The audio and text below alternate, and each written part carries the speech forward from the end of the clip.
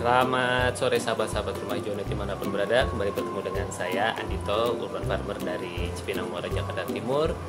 Sore hari ini kita membuat sebuah rubrik baru, yaitu Q&A. Jadi question and answer, pertanyaan dan jawaban terkait dengan urban farming. Jadi ada pertanyaan-pertanyaan yang sampai kepada saya baik melalui Facebook, Instagram, ataupun channel YouTube, dan ini akan saya buatkan sebuah rubrik khusus yang berisi pertanyaan dan jawaban. Jadi buat teman-teman yang memiliki pertanyaan seputar urban farming, silahkan tinggalkan di kolom komentar atau japri saya melalui Facebook boleh, melalui Instagram boleh, melalui channel-channel yang dapat Anda akses kepada saya, melalui WhatsApp boleh. Buat teman-teman yang tahu nomor WhatsApp saya juga dipersilahkan.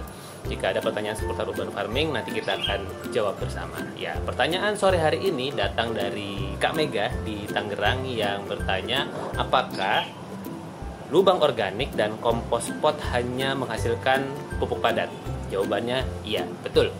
Jadi lubang organik dan kompos pot hanya menghasilkan pupuk padat saja, tidak menghasilkan pupuk cair, tidak menghasilkan pupuk organik cair. Kenapa? Karena tentu lubang organik kan digali di tanah, sehingga semua sisa bahan organik masuk ke dalam tanah, langsung kita kubur, maka semua cairan yang ada di lubang organik akan terserap ke dalam tanah, sehingga kita mungkin dalam waktu katakanlah setidaknya 10 hari, jika proses pengomposannya terjadi dengan baik, kita hanya akan mendapatkan pupuk organik padatnya saja, namun pupuk organik cairnya akan terserap ke dalam tanah. Nah, begitu juga dengan kompos pot. Kompos pot, sebagaimana saya memiliki video tutorialnya, silahkan langsung diakses saja di channel YouTube saya di sini.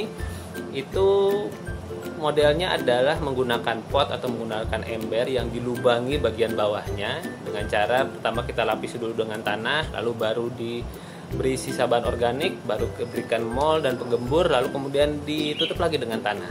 Akhirnya apa yang terjadi? Kelembapan atau basah atau kemudian air yang muncul dari proses pengomposan, dia pasti akan turun ke bawah, terserap ke tanah.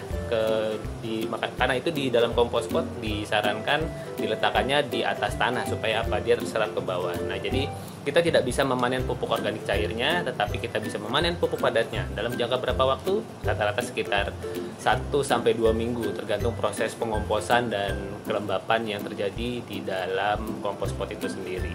Nah, apakah berarti kita tidak memanen pupuk cairnya? Mungkin tidak memanen dalam bentuk botol sebagaimana yang ada di beberapa video-video saya, ya. Saya bisa panen di dalam botol dan sebagainya. Namun sesungguhnya sisa bahan organik itu sudah terserap ke dalam tanah, maka dia akan langsung menjadi sumber bakteri, menjadi sumber kehidupan yang secara lambat laun, jika kita lakukan secara konsisten dan terus menerus, akan memberikan kesuburan di tanah atau di lubang organik tempat kita menanam atau kita meletakkan sisa bahan organik tersebut.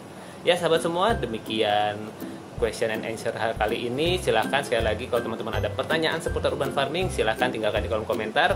Nanti kita akan bahas bersama di rubrik Q&A yang menjadi rubrik baru dari YouTube Rumah Hijau ya kali ini.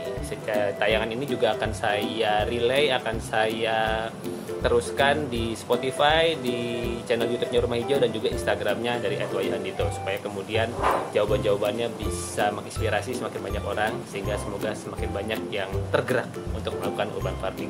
Terima kasih teman-teman, sampai kita ketemu di Q&A yang selanjutnya. Bye-bye.